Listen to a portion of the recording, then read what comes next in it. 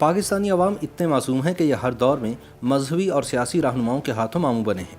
70 کی دہائی میں انڈونیشیا سے تعلق رکھنے والی ایک خاتون نے جب یہ دعویٰ کیا کہ اس کے پیٹ میں پلنے والا اور پیدائش سے پہلے پیٹ میں اذان دینے والا بچہ آنے والے وقت کا امام مہدی ہے، تو نہ صرف پاکستانیوں نے اس کی خوب آؤبھگت کی بلکہ غیر شرعی طور پر اس عورت کی امامت میں نماز جمعہ بھی ادا کر ڈالی۔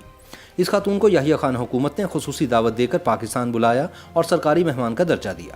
تاہم بعد میں یہ بھید کھلا کہ اس کے پیٹ سے اذان اور تلاوت کی جو آوازیں آتی تھیں وہ دراصل ایک ٹیپ ریکارڈر کی مرہون منت تھی۔ اگرچہ ضعیف الاعتقادی بہت سے مذاہب اور معاشروں میں پائی جاتی ہے، لیکن برِ صغیر کے مسلمان دیگر معاملات کے ساتھ ساتھ عالم اسلام کے نجات دہندہ قرار دیے جانے والے حضرت امام مہدی علیہ السلام کے ظہور کے حوالے سے بھی بے انتہا ضعیف الاعتقاد ثابت ہوئے ہیں۔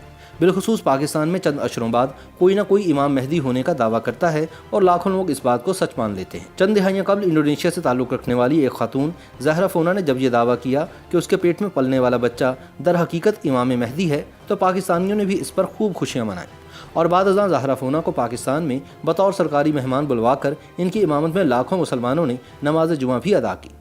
اگرچہ بعد میں یہ پتہ چل گیا کہ زہرا فونا ایک شعبدہ باز عورت تھی اور شہرت اور پیسہ حاصل کرنے کے لیے ڈھونگ رچا رہی تھی کہ اس کے پیٹ میں پلنے والا بچہ امام مہدی ہے، تاہم آج بھی دنیا اس بات کو یاد کر کے مسلمانان عالم پر ہنستی ہے۔ یہ سن 1970 کا ایک تاریخی واقعہ ہے کہ ایک خاتون امام مہدی کے پیچھے ضعیف الاعتقادی کے مارے کراچی کے عوام نے جمعے کی نماز پڑھی۔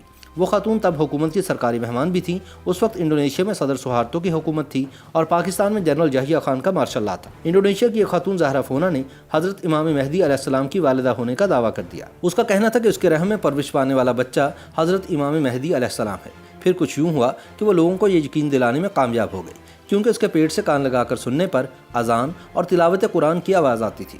کچھ ہی عرصے میں یہ خبر پورے انڈونیشیا میں جنگل کی آگ کی طرح پھیل گئی۔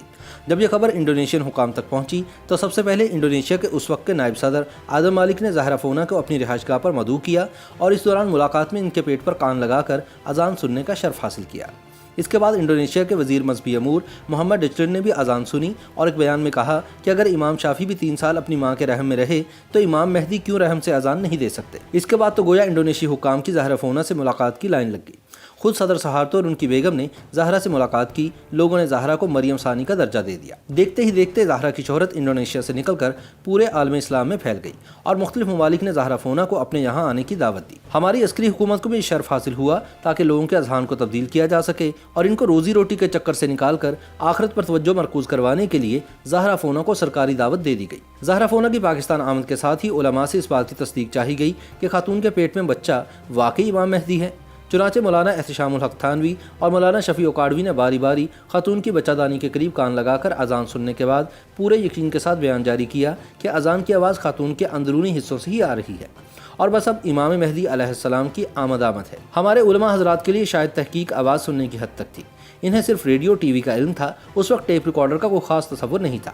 اگر کسی اشرافیہ کے گھر ٹیپ ریکارڈر تھا بھی تو بڑے ڈبہ نما تھا۔ علماء نے اس آواز کے منبع کی مزید قرید و جستجو مناسب نہ سمجھی کہ یہ خبر ہی اس قدر دل خشکن تھی کہ برادران اسلام مزید کچھ سوچنے سمجھنے کی صلاحیت سے قاصر ہو گئے۔ نہ صرف ہمارے علماء بلکہ انڈونیشیا کے جید علماء اور عالم اسلام کے دیگر ممالک کے عالم بھی اس جھانسے میں آ گئے۔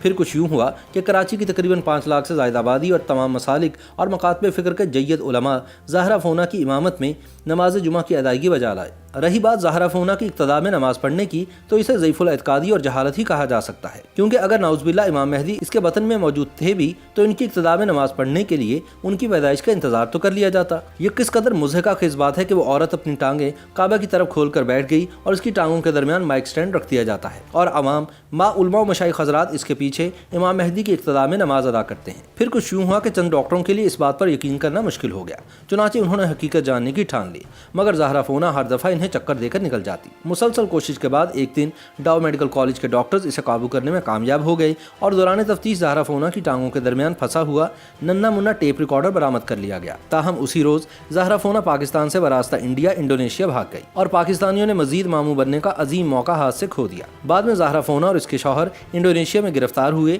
اور انہوں نے قبول کیا کہ یہ سب انہوں نے دولت اور شہرت حاصل کرنے کے لیے کیا تھا۔